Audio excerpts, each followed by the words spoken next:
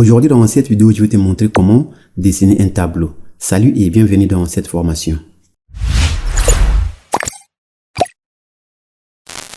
Et voilà, c'est bon mes amis, pour dessiner un tableau, je vais aller chercher l'outil crayon. Donc pour le faire, je vais aller dans l'onglet Accueil et dans les groupes Paragraphe et je viens cliquer là, sur Bordure. Je clique et je descends là où on écrit dessiner un tableau. Je me place bien là, je clique. Une fois l'outil crayon sélectionné, je peux maintenant dessiner. Donc je me place là, je clique et je fonce vers ma droite. Voilà, j'ai dessiné un tableau. Et Office me propose maintenant l'onglet Création des tableaux et Mise en page. C'est pour personnaliser les tableaux. Et dans l'onglet Mise en page, je vois l'outil Dessiner un tableau. Donc je peux commencer à dessiner. Je me place là, je clique et je descends. Voilà, j'ai divisé les tableaux en deux. Je peux continuer. Je me place encore là. Je peux dessiner comme je veux. S'il y a un souci, je peux annuler. Je clique là pour annuler. Et je peux continuer.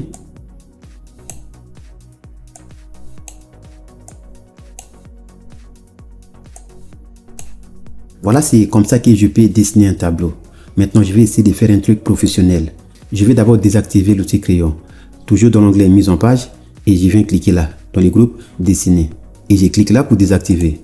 Et je vais maintenant sélectionner les tableaux et supprimer. Je clique là, le tableau est maintenant sélectionné. Et je vais appuyer dans les claviers la touche Delete. Voilà, j'ai supprimé les tableaux. Et je vais maintenant recommencer. Toujours dans l'onglet Accueil, dans les groupes Paragraphes. Et je viens cliquer sur la flèche là. Je clique et je descends là où on écrit Dessiner un tableau. Et une fois l'outil crayon sélectionné, je peux maintenant commencer à dessiner. Je clique là et je fonce un peu vers ma droite. Et je descends. Voilà, j'ai créé un tableau. Maintenant, je vais ajouter les lignes. Donc, je me place là. Je clique bien sur la ligne et je fonce vers ma droite. Voilà, c'est maintenant divisé en deux. Et je peux continuer. Je me place encore là. Maintenant, je vais créer les colonnes. Donc, je me place là. Je clique et je descends.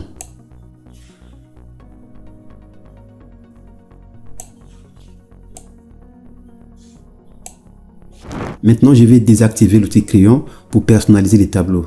Toujours dans l'onglet Mise en page et dans les groupes Dessiner, je viens cliquer là pour désactiver l'outil crayon. Et à partir de là, je peux gérer les lignes et les colonnes comme je veux. Donc, je me place là sur la ligne. Je vois l'outil de sélection avec des flèches.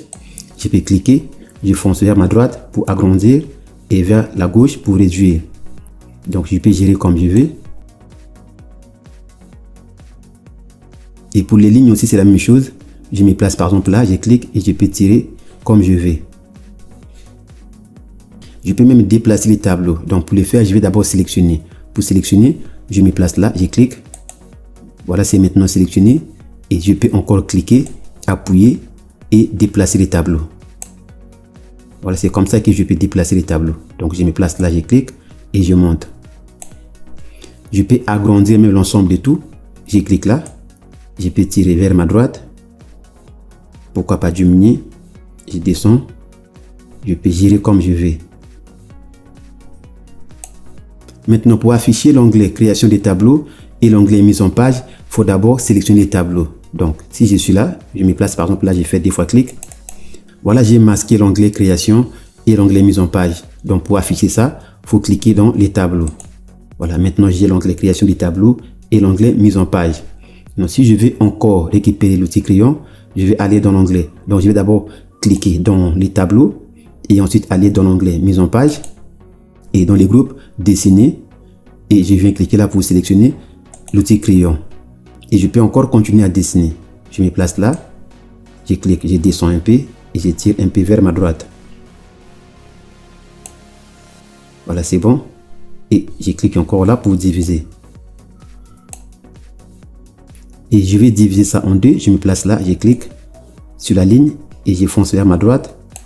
Voilà, c'est maintenant en double. Et je me place encore là. J'ai maintenant 3 cellules. Maintenant, je vais désactiver l'outil crayon. Je clique là. L'outil crayon est maintenant désactivé. Et je vais gérer mes cellules. Je me place là, je fonce un peu vers ma droite, comme je veux.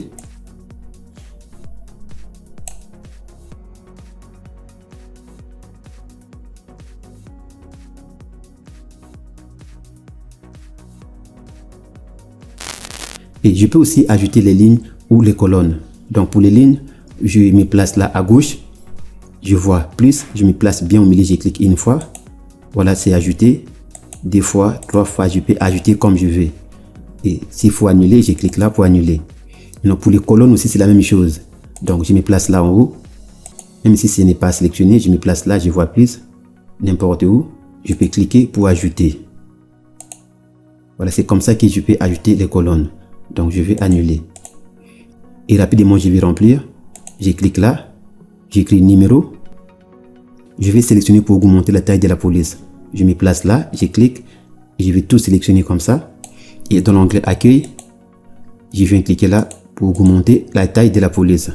Et je vais changer même la police. Je clique là. Je mets la police britannique.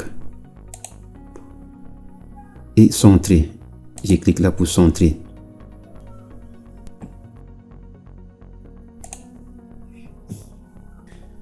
Et là, je vais écrire désignation. Je clique là au milieu, j'écris désignation. Et je vais tout sélectionner pour centrer dans l'onglet accueil. Et je viens cliquer là. C'est maintenant bien centré.